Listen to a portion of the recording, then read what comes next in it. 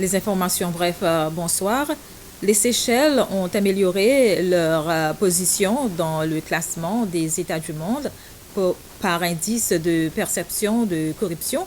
Classé 27e en 2020, notre pays s'est hissé à la 23e place en 2021, cela avec 70 points sur 100 contre 66 points en 2020. Le rapport 2021 publié par Transparency International concerne 181 États du monde, y compris les Seychelles. Elles occupent aujourd'hui la première place dans l'Afrique subsaharienne. C'est la première fois aussi depuis 3 ans que les Seychelles améliorent leur indice de perception de la corruption. La Cour constitutionnelle a fixé la date de l'audience du cas de Michael Esperon au 22 février prochain. Les 3 avocats défendront leur dossier à cette date. Je vous rappelle que M. Esperon a introduit une plainte contre la commission électorale et le procureur général pour, d'après lui, avoir été empêché de voter pendant la dernière élection présidentielle. Le bureau du procureur général trouve la plainte irrecevable et voudrait la rejeter pour des vices de procédure.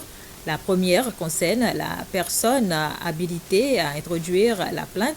Dans ce cas, ce n'est pas la plaignant lui-même qui a introduit la plainte, mais sa mère. Le second vice de procédure concerne le temps sur lequel la plainte est recevable.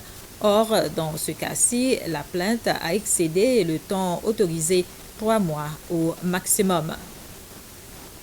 Plusieurs écoles primaires et secondaires du pays ont eu un temps d'échange en ligne pendant une demi-journée. En effet, pour commémorer la Journée internationale de l'éducation, les échanges ont porté des expériences et les pratiques acquises pendant cette crise sanitaire persistante.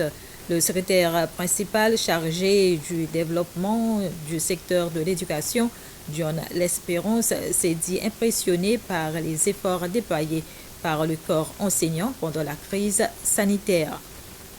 Voilà, c'est des informations. Bref, merci de votre attention.